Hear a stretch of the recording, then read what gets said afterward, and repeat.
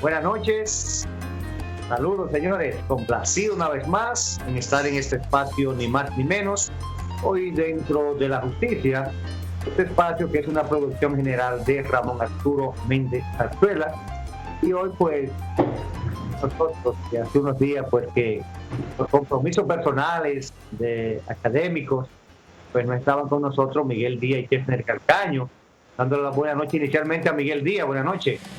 Buenas noches, Saturnino, y buenas noches a todos los que nos ven y nos escuchan en sus casas a través de su espacio dentro de la justicia.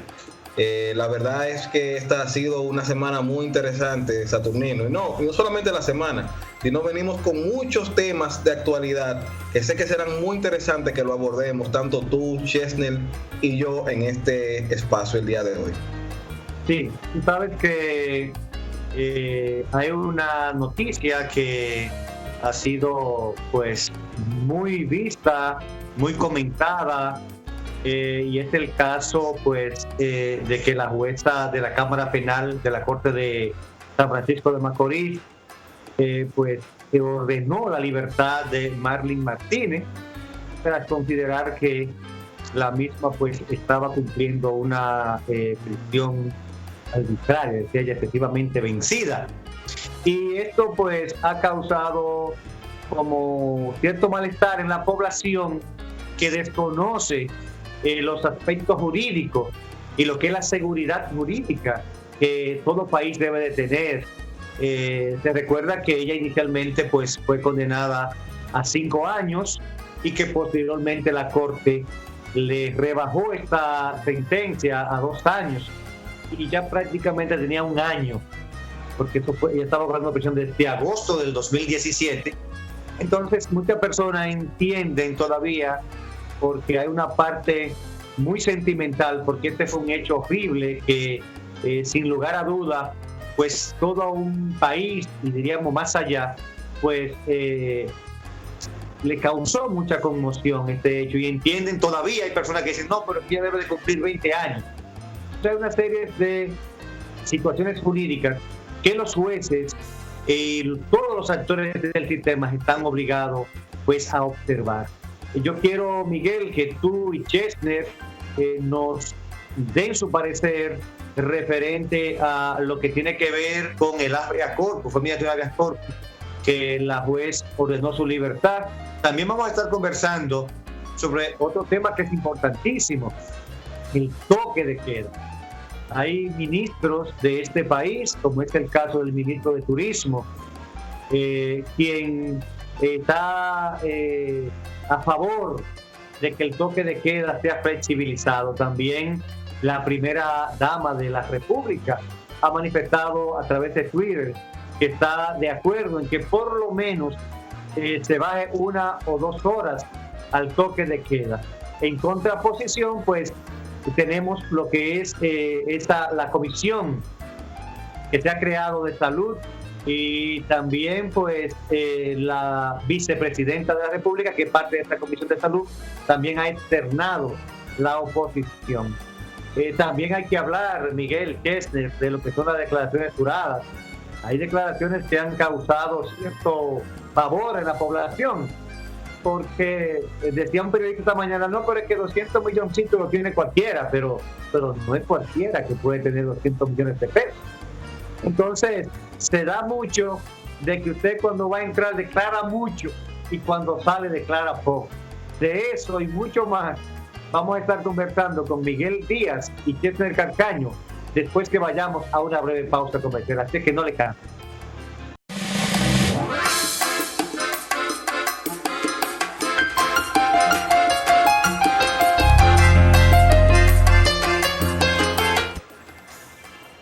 Yo estoy aquí.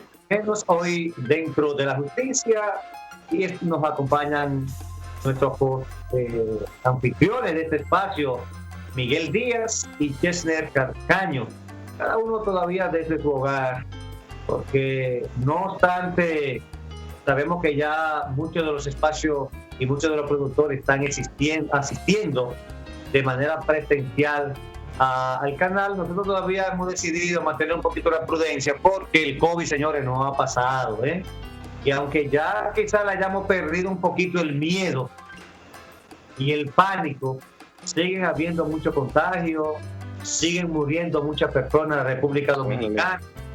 Lo que pasa es que ya no le estamos dando ese seguimiento que le dábamos los primeros días, que todo el mundo estaba en un estado de pavor, y entonces estamos más confiados, y al estar más confiados están muriendo más personas. Entonces nosotros hemos seguido, por lo menos creo que unos cuantos programas más, pues de manera prudente, haciéndola mediante esta vía, la vía virtual, que no ofrece la tecnología. ¿Qué Miguel? La jueza de la Corte de Apelación, pues le otorgó mediante el recurso de habeas corpus a Marlene Martínez la libertad. Nosotros queremos explicarle a la población, porque he escuchado muchas personas que dicen, pero ¿cómo va a ser? Eran 5 años, todavía está el recurso de la Suprema, no se ha pronunciado, eran 20 que le correspondían, porque, o más que al mismo Marlon. Que le expliquemos a la ciudadanía esa camisa de fuerza que tenía la magistrada para ordenar la libertad de Marlene Martínez. Sí, buenas noches, Saturnino, muy buenas noches. A Miguel Díaz, desde allá de Santiago de los Caballeros, los 30 Caballeros. Buenas noches a todos los amigos televidentes que a través de la magia de la televisión nos pueden ver en este que es su programa preferido de ambiente jurídico, donde nosotros cumplimos un compromiso para con la sociedad, para informar y darle un poquito una vista jurídica sobre algunos temas, que siempre va a tener aspectos subjetivos. Sabemos que el derecho es interpretación y van a haber siempre distintas posturas, ¿no? Bueno, como tú decías, Saturnino, se dio algo en la comunidad de San Francisco, que sabemos que es una comunidad bien convulsa y que ha tenido lamentablemente, Nino, Miguel, muchas situaciones de este tipo. ¿Recuerdan ustedes el caso de Loara, no? Que fue un caso que estremeció también la sociedad del país completo, con esta muerte tan fea que tuvo esta joven. Un caso que llevó, ¿no?, a la misma sociedad a pronunciarse al mismo, y han habido varios casos en ese sentido. No es la primera vez que pasa en San Francisco. Este caso no es la excepción, un caso que de alguna manera, en el caso de Marlene Martínez, mucha gente la ven quizás como la genio del mal detrás de ese crimen atroz en contra de esa joven, por las declaraciones que ella dio y la manera que ella tomó para tratar de ocultar el crimen. Eso pudiéramos verlo de una manera negativa o positiva, o hacer un estudio antropológico, social y psicológico de lo que está dispuesto a hacer una madre o un padre por sus hijos. Pero en este caso del habeas corpus, de verdad que fue muy sorpresivo, yo debo decirlo, me sorprendió mucho, y me sorprendió no de manera negativa, sino de manera positiva. Hoy yo vi que el ejército, mediante un memorándum a un guardia, le mandó una felicitación porque ese guardia fue a Caribe Express y le dieron un dinero por error y él lo devolvió y lo felicitaron.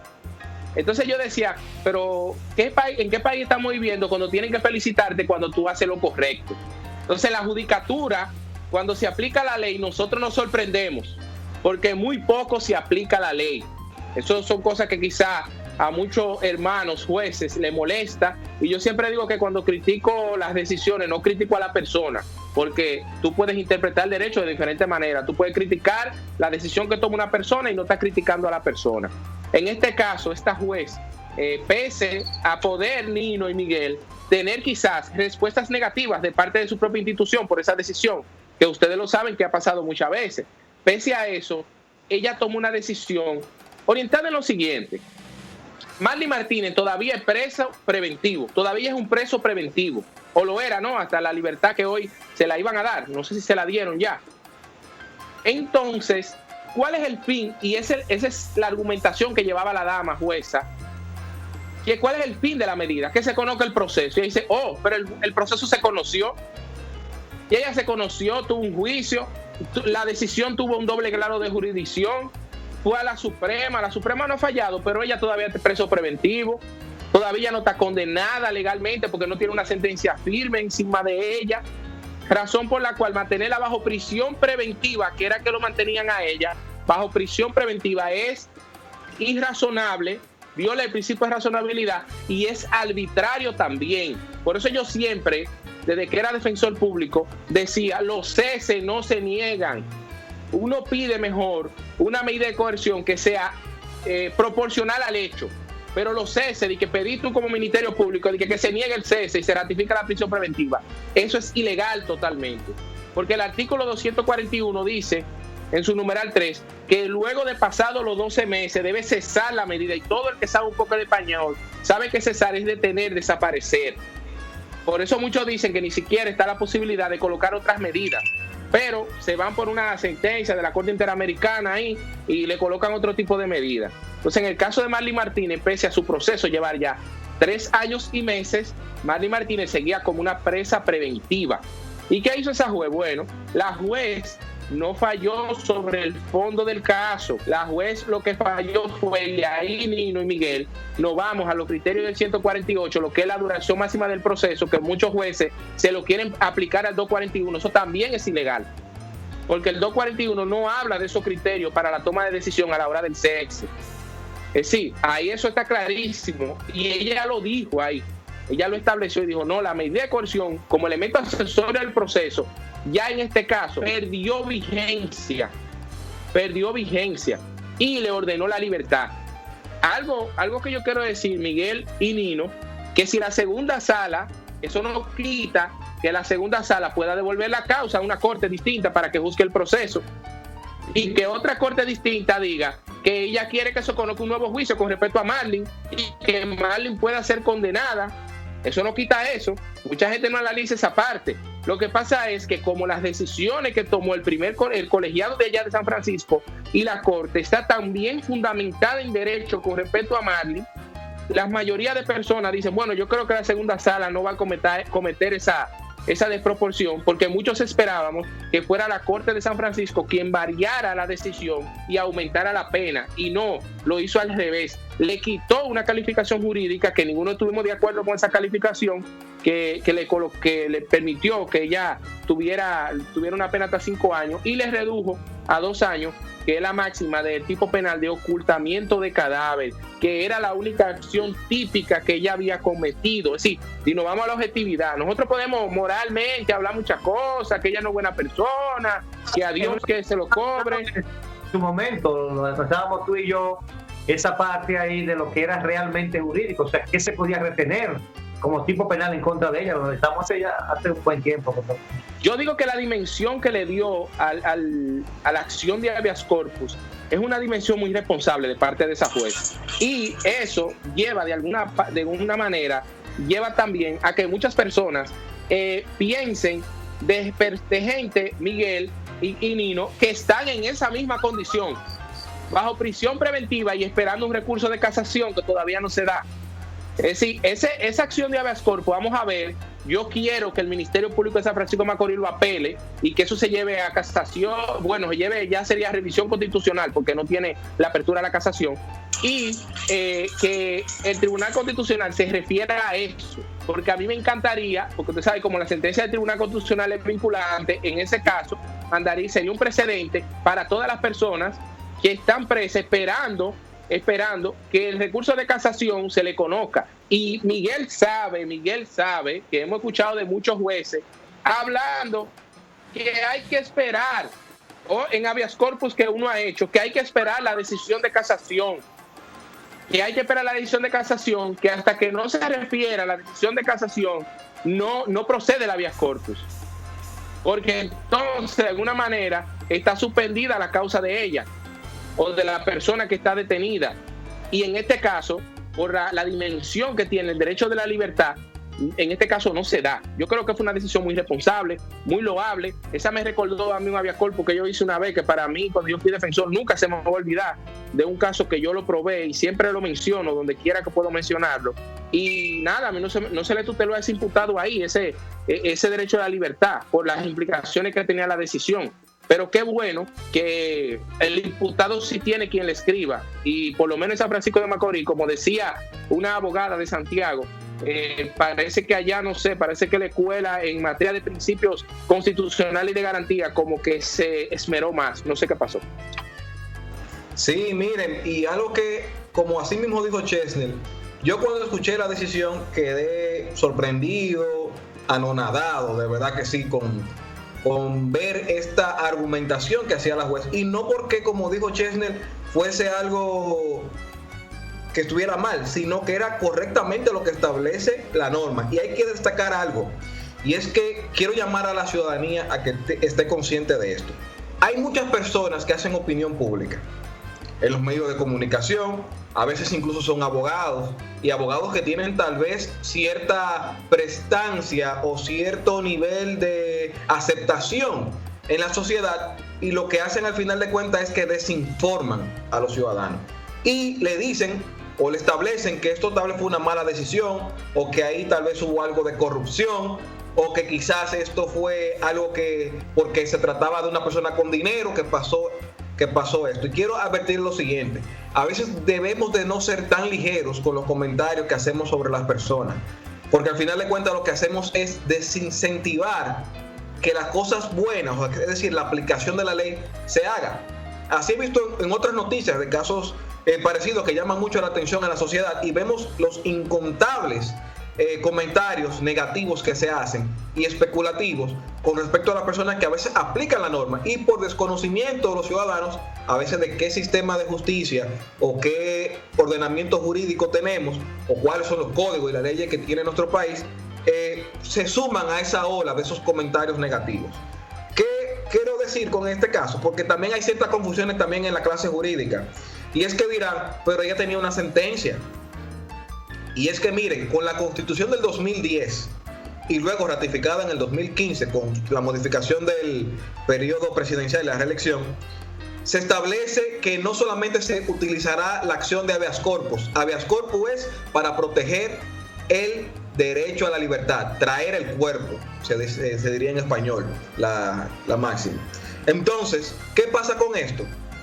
Allí, en 2010 se coloca otra causal diferente. Aparte de ilegalidad y arbitrariedad, se trae la cláusula de razonabilidad. ¿Y qué es lo razonable?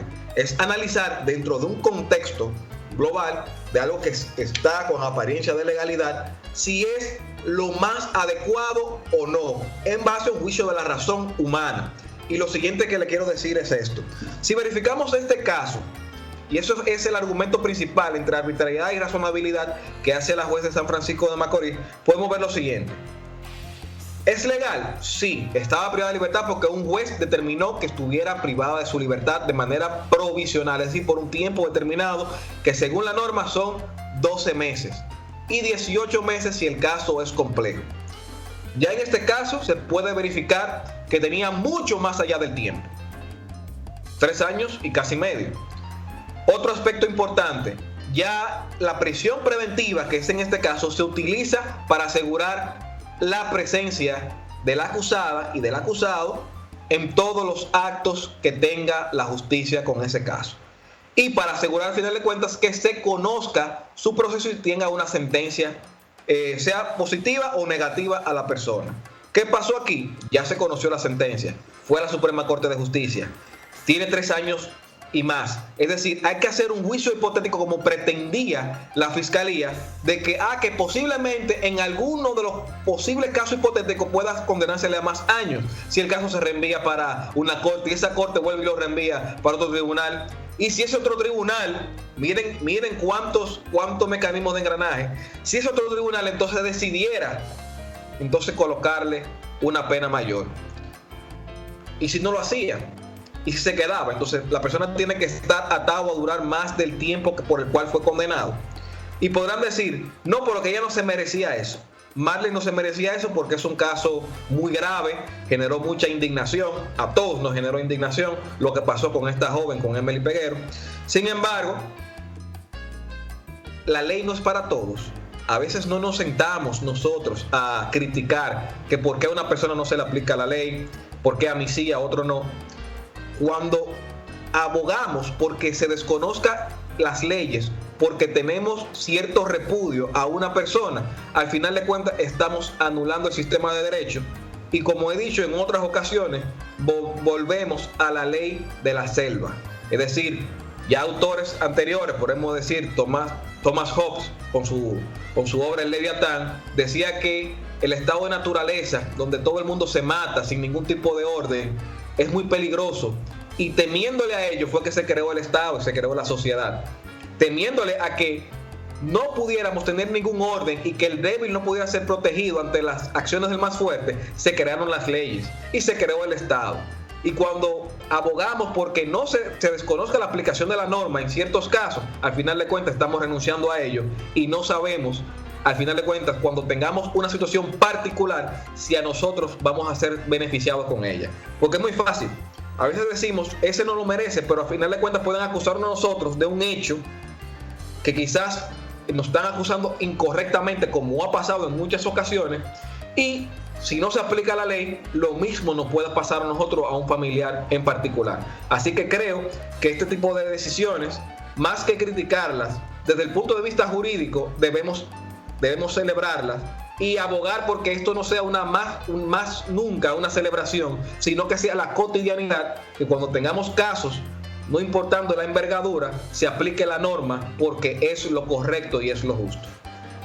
Y mira, es importantísima esa explicación que ustedes han hecho, Miguel Chesner, referente a las motivaciones. Por eso quería que le explicáramos a la población las motivaciones que tuvo la juez, y precisamente esa es la basamenta referente al tiempo en que ella tiene o tenía guardando prisión, porque ciertamente hay un recurso en la Suprema Corte de Justicia que, como explicaba Chesner, pudiese devolverse a la segunda sala, y nada, porque es probabilidad de verdad de que pudiese ser condenada a 20 años por complicidad, porque el recurso del Ministerio Público ha versado siempre en que ella debió de ser condenada por complicidad. En ese caso, la pena por haber condenado a su hijo Marlon a 30 años habría de ser 20 años, que es la pena inmediatamente inferior, la de 20 años. Pero la basamenta legal que utilizó la juez en San Francisco de Macorís al momento de ordenar la libertad fue basada en que era arbitraria porque tenía ya más 3 años. Este caso es un caso complejo. Estaremos hablando entonces de que la prisión preventiva sería 18 meses. También la ha sobrepasado. Y como tú decías, Miguel, entonces hay una incertidumbre. Y si lo envían a corte y un juez confirma que realmente son 2 años, entonces le hubiese regalado al Estado de manera un año y medio más de prisión. Entonces, ese es el objetivo de este espacio, de que ustedes, nuestros amables televidentes, tengan la información jurídica, los razonamientos jurídicos del por qué determinado juez, determinado fiscal, determinado defensor, abogado, pues toman decisiones basadas en derecho. Porque si nos vamos a la parte romántica, a la parte emotiva, creo que todos hubiésemos querido que ciertamente le hubiesen impuesto 20 años, sobre todo por la postura de ella, la postura que ella asumió. Hoy hemos visto en muchos noticieros cómo se recreaba cuando ella salía al lado de su hijo, y cuando ella decía en un determinado momento, ella era la novia de mi hijo, o sea, que el inconsciente la traicionó en ese momento. Pero jurídicamente solo en los tribunales se pudieron retener, se pudo retener el tipo penal del ocultamiento, que tenía una pena máxima de 2 años. Y eso es bueno que se sepa. O sea, dentro de ese tipo penal del ocultamiento, a ella le impusieron la pena máxima en la corte, que fueron 2 años. Porque en primer grado como que no se entendió mucho qué fue lo que se quiso decir en la sentencia cuando le impusieron los 5 años. Pero la corte sí fue clara. La corte utilizó, como dice Chesner, una serie de argumentos jurídicos y dijo, no, es ocultamiento de cadáver, y la parte de lo que ella hizo, de la declaración, se vio como algo de madre. O sea, ¿qué no haría una madre, como decía Chesner, por defender a su hijo? Y eso son partes que son emotivas, son románticas, que en el derecho lamentablemente pues no cuentan. Así es que nosotros queríamos que ustedes, nuestros amables televidentes, recibieran esa información, tanto de Chesner como de Miguel, 2 técnicos acabados en lo que tiene que ver los procesos penales y constitucionales. Así es que nosotros vamos a seguir con ustedes. Ahora creo que es importante también que conversemos sobre el toque de queda, pero esto será después que vayamos a una breve pausa comercial. Es corta, no le cambie.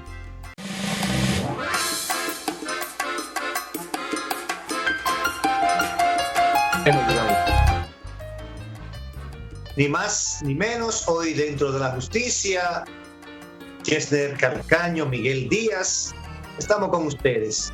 Chesner, Miguel, bueno, el ministro de Turismo, David Collado, fue de lo que se sumó en el día de ayer vamos a decir, a un clamor que hay en gran parte de la sociedad, en el sentido de que deben de flexibilizarse el toque de queda.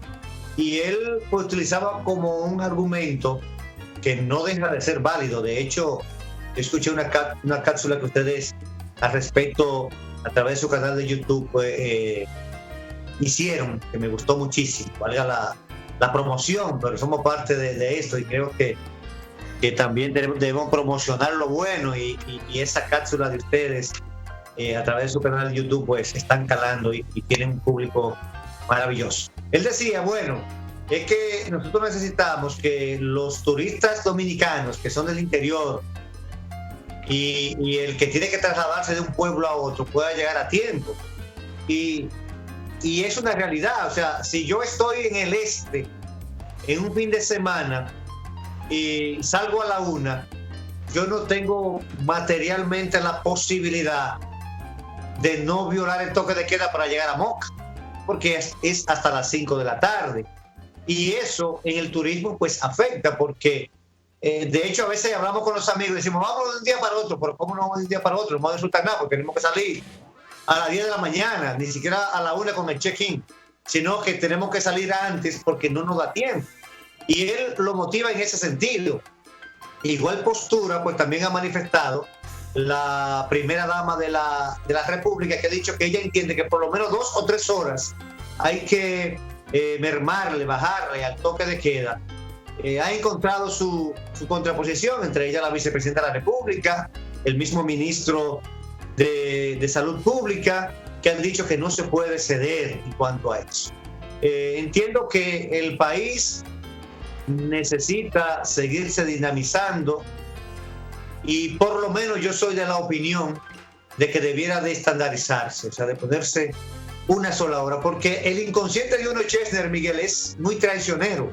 Si yo estoy en Santiago y voy poco a Santiago en estos días de pandemia, mi mente está que es hasta las 7 de la noche el toque de queda, porque aquí en Moca es hasta las 7 de la noche y fácilmente yo no lo violo porque tú a las 6 allá. Entonces eso también causa ese descontrol en la población, y yo soy del criterio particular de que debe estandarizarse a la hora que sea, pero que sea a la misma hora. ¿Qué le parece a ustedes? Bueno, yo voy a discrepar contigo en ese sentido. Yo creo que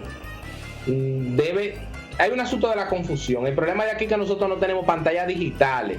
Yo le decía a alguien que hablaba por teléfono, si tuviéramos pantallas digitales en las entradas de los pueblos, pudieran colocar aquí el toque de queda es hasta a tal hora, y la gente cuando entre pudiera tener la información. Por ejemplo, yo entiendo que el toque de queda en Pedernales, Elías Piña, Miguel, toda la región sur que tiene poca población debe colocarse en base a las necesidades de esas ciudades.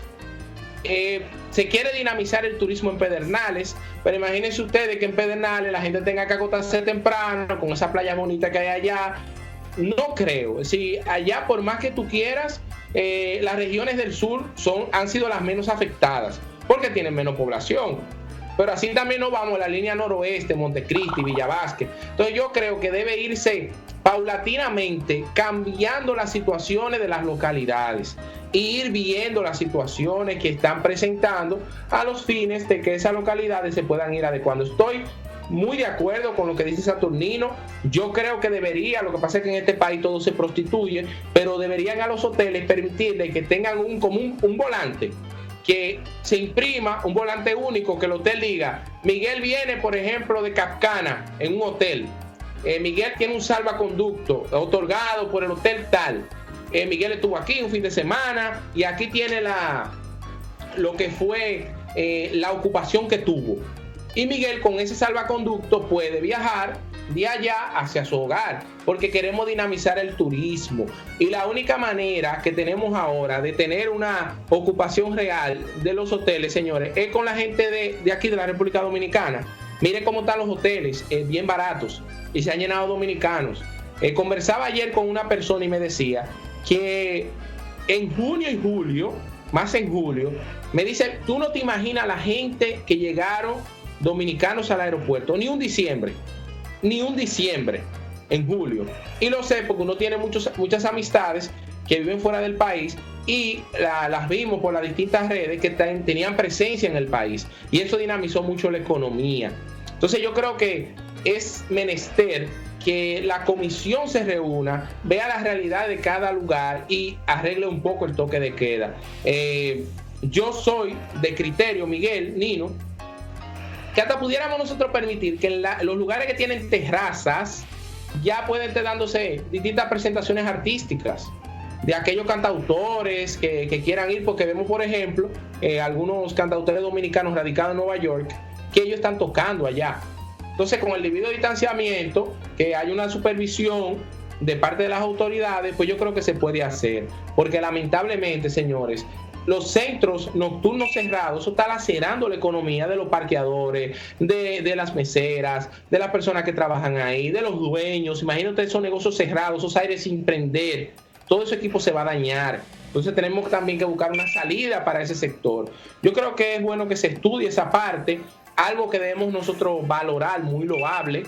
Estamos viendo las pruebas masivas en estos días. Vimos en la provincia de Payaca que en todos estos días, por parte del Ministerio de Salud Pública, se estuvieron haciendo pruebas PCR gratis a todo aquel que deseaba hacérsela, y es un elemento importante para nosotros poder detectar a aquellas personas que tienen el virus y que son asintomáticos, y así poder decirle a ellos que tengan el debido cuidado a los fines de que no infecten más personas. Yo creo que ese tema del toque de queda debemos reevaluarlo, siempre siendo prudentes para que no nos pase lo que le pasó a Chile. Recuerde que Chile abrió la economía y en 2 o 3 días la ocupación de los hospitales subió tanto que tuvieron que cerrar Chile completo con un toque de queda general.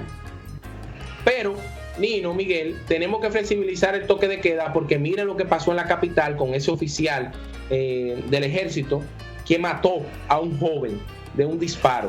Y usted sabe qué es lo que pasa, que así como muchos de nosotros estamos ansiosos por un sinnúmero de situaciones que existen, señores, así están los policías y los guardias, están ansiosos y están ya hartos, cansados de decirle a la gente, señores, pónganse la mascarilla, el distanciamiento, ya están cansados. No quiero excusar la acción del guardia del ejército, pero debemos verificar las distintas situaciones, ¿no? Entonces hay que buscar la manera de ir flexibilizando y permitir que la gente se salga a ganar su peso. Hay que buscar la manera de que los negocios se puedan dinamizar en la vida nocturna, que se venda más comida de noche, con el debido distanciamiento, y que la gente pueda accesar a ciertos servicios. Es importante para que la economía pueda relanzarse. Yo creo que eso es lo mejor. Y entiendo que debemos empezar con el sur profundo, debemos empezar con la línea noroeste, y ya lo que es Santiago, yo no sé cómo se está haciendo la gente de Santiago los fines de semana con un toque de queda a las 5 de la tarde. Yo lo veo excesivo, lo veo súper excesivo. Es decir, tú trancate en tu casa, porque está bien, Miguel, Nino, que muchos de ustedes tengan aire, que tengan Netflix, que tengan YouTube, que tengan hasta un PlayStation o un Xbox, depende de que les gusta eso, ¿no? Y que se sientan ahí, pero llega un momento que ya tú no quieres ver su aparato, llega un momento que tú quieres ver gente, llega un momento que tú quieres botar el golpe. Entonces es importante que vamos a hacer 1 hora hasta las 6, después la siguiente semana hasta las 7, al pasito. Si vemos que hay una situación, lo volvemos hacia atrás, pero ir dinamizándolo, porque lamentablemente, señores, yo le digo algo a ustedes, y no me gusta ser ave de mal agüero, pero yo entiendo que van a aumentar mucho los suicidios por el asunto de este encierro, y hay mucha gente que no están bien. Miren el caso que se dio con ese choque, donde un tipo de un Honda Civic terminó rompiendo una pared porque simplemente le rozaron su carro. Gracias a Dios que ninguno de ellos está armado con un arma de fuego, porque eso termina en tragedia. Y eso tiene que ver con la misma situación, la falta de dinero, la inestabilidad económica, el encierro. Entonces debemos nosotros quitarle a la clase trabajadora y a toda la ciudadanía pues un poco de peso, para que la gente vaya de alguna manera pues flexibilizándose. Yo digo, para terminar, Miguel y Nino, que quienes están cumpliendo el toque de queda es la clase media. La clase media y la clase media baja. La clase baja en los barrios, eso es incontrolable. Eso es incontrolable. Y no es que yo lo digo, es que las redes lo dicen. Ustedes ven los videos de la gente sin mascarilla, bebiendo romo, metido en la calle. Y tú sabes lo que hacen ellos, que eso me da risa, pero uno a veces dice, cónchale, la inteligencia del dominicano. Hay un grupo de comunicadores que se han dedicado. Vemos un muchacho de La Vega ahí que se ha hecho famoso, un tal Wiu, que se han dedicado a transmitir el toque de queda en vivo. Como la policía sale en grupo, ¿usted sabe lo que hacen los muchachos? Que ellos lo buscan los en vivo. Andan por tal barrio, andan por tal sitio, ya vienen para acá, se trancan. Cuando se van, vuelven y salen. Entonces es un juego como a las escondidas, como diría uno. Entonces hay que buscar la manera de ir dándole apertura para que la gente salga, bote un poco el golpe y que podamos llegar a buen puerto con este asunto de la pandemia, Miguel.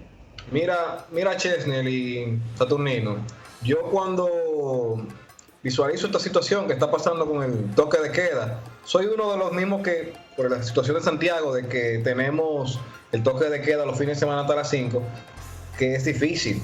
Yo a veces he pensado para botar el golpe, porque el estrés de uno estar encerrado todo este tiempo y a veces también con el teletrabajo, hay muchos que hemos tenido que dedicarnos a esta modalidad de trabajar, debido para que se necesita guardar el distanciamiento social y protegernos del COVID-19. Sin embargo, esto afecta, esto cala mucho y sé que a muchas de las personas que nos escuchan y nos ven le ha pasado lo mismo. Pero como a veces uno piensa, déjame yo irme tal vez para una playa, guardando el distanciamiento o a un hotel, pero sabiendo que a las 5 de la tarde ya tengo que estar allá, no conviene. Y por eso es que el ministro de Turismo también establecía eso. ¿Cómo van a hacer turismo si al final de cuentas tienes que llegar a las 5 de la tarde a tu lugar de destino? Y en la semana no pueden porque está trabajando de lunes a viernes. Creo que esto es necesario evaluarlo, pero lo que tengo temor, y sé que muchas de las personas que son conscientes tienen temor con esto, y es que a veces no tenemos los mecanismos adecuados de controlarnos nosotros como ciudadanos y controlar también el Estado a los ciudadanos. ¿A qué me refiero? Son muchos los casos que verificamos de personas que no creen todavía, están bajo la idea de que esta pandemia no existe, que el COVID-19 es un invento, que es para fastidiarnos la vida y para el Estado controlarnos. Esto se escucha no solamente en República Dominicana, sino en muchos países. Se verifica esta posición de muchas personas hasta que se enferman ellos o se enferma un familiar o muere uno, y ahí de una vez se entiende que el COVID es real y que el COVID sí afecta y que el COVID sí puede matar. Pero ese es el tema. Cuando tenemos con este tipo de conciencia, a veces estas personas, hasta profesionales, que vemos que incluso están en sus lugares de empleo. Me ha tocado a mí ir a lugares a tener que requerir algún tipo de servicio, y lo primero que veo una persona tal vez con la mascarilla abajo y otro sí guardando los protocolos del lugar. Entonces, ¿cómo resguardamos esto? Los negocios, si vamos a aperturar otros negocios, como decía Chesnel, tal vez hacer espacios abiertos, que se puedan hacer algún tipo de presentación artística, que eso podría ser muy relajante, y colocarse con los metros de distancia adecuados. Que imagínense, a veces estamos más pegados a veces en el banco para hacer la fila y pagar los servicios, o a veces en el mismo supermercado, con lo que podamos estar allí, y son actividades que son muy productivas para incluso relajarnos. Pero estaría el Estado de la mano de verificar que en estos espacios se guarde el distanciamiento, tener a alguien, tener un mecanismo de control. Es allí, porque a veces aperturamos las cosas, vamos ensanchando un poquito las reglas que tenemos, y no hacemos nada y volvemos otra vez para atrás. Recuerden cuando teníamos el tema de las elecciones, cuando se eliminó el toque de queda, se eliminó el estado de emergencia para poder celebrar los comicios. ¿Qué hizo la gente? El Estado, la gente se volvió prácticamente, podemos decir, en un estado de locura. Hubieron muchos casos, por ejemplo, aquí en Santiago, en el Monumento, también en otros barrios populosos del Gran Santo Domingo y otras ciudades, donde lo que pasó allí fue nefasto. Y evidentemente esto generó un aumento de casos positivos y de ocupación de camas, tanto en UCI como en habitaciones normales, descomunal. Y nos encontramos en un periodo casi de crisis, donde aquí en Santiago había casi el 100% de ocupación de camas. Entonces, no hubo ese debido acompañamiento de las autoridades para tener los mecanismos del lugar. Y escuchen algo, eliminar el toque de queda o flexibilizarlo no implica eliminar el estado de emergencia. Son dos cosas distintas. Toque de queda es parte de las acciones que ha tomado el Estado dentro de esa limitación de derechos que puede hacer con el estado de emergencia, que se lo aprobó el Congreso de la República Dominicana. Es decir, hay más medidas que se pueden tomar en consideración, como el cierre de locales que tal vez no estén cumpliendo. Porque dirá Chesnel, bueno, hay personas que, por ejemplo, esos bares están que no me imagino ni siquiera cómo deben estar esos dueños. Porque no hay forma no han podido producir nada, no han podido generar ningún tipo de servicio o de venta de productos desde que inició esto en marzo. Y ustedes dirán, tienen derecho, sí tienen derecho, al igual que otros tipos de negocios. Pero ¿estará el Estado dispuesto a velar, verificar y decirle, usted que está cumpliendo con el cesamiento, llegar, tirar a alguien, no, pues entonces el otro día está clausurado, hasta nuevo aviso, hasta el próximo año, y ponerle sanciones graves y una multa ahí, o hasta disolver la sociedad si se puede, dependiendo de ciertas cosas que se puedan dar más adelante? Pero eso es lo que pasa. Si vamos a aperturar, que es necesario y creo que se podría hacer, tenemos que tener entonces un Estado que esté allí de la mano verificando, pendiente de lo que se vaya a hacer, sea correcto, y que quien no cumpla tenga consecuencias. Y no una expectativa de que ahí están las sanciones, porque decían los tratadistas de que incluso Zaffaroni establecía que las penas, independientemente de que no sean prisión, que en este caso no hablamos de prisión, al final de cuentas no limitan a la persona a cometer los hechos. Lo que más genera, porque tú lo puedes agrandar, decirle que la pone todos los millones del mundo, lo que más genera expectativa de intimidación es que esa sanción sea rápida y que se cumpla. Es decir, que si yo cometí el hecho hoy, que yo mañana o en poco tiempo tenga mi sanción ahí, eso genera mayor expectativa de intimidación y de disuasión que a mí se me diga en 2 meses o en 5 meses se me va a colocar una sanción, y eso se olvida. Y la gente se olvidó de esto y al final de cuentas no genera el efecto deseado. Es decir, necesitamos un Estado que invierta más entonces en capacitación para los cuerpos policiales, que requiere incluso hasta ayuda psicológica. Porque usted tratar con una persona que usted le diga, mire, que váyase para su casa y te sale otra vez y tú lo vuelves y lo entras y vuelve y te sale.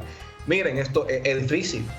Y entonces usted poniéndose como oficial a también contagiarse y contagiar a su familia. Entonces esto es algo integral. Requerimos también ayuda. Nosotros mismos necesitamos ayuda hasta psicológica para tratar con esto. Creo que los psicólogos y los centros de psicología deben empoderarse. El Estado también ayudar a que se puedan dar, incluso incluir en seguro y demás, si no están, para poder entonces facilitar a la ciudadanía que tenga acceso a estos tipos de terapia, porque la necesitamos todos. El que está tratando de prevenir y los que estamos encerrados necesitamos cierta ayuda para poder manejarnos con los demás y con esta realidad que es imperante para nosotros.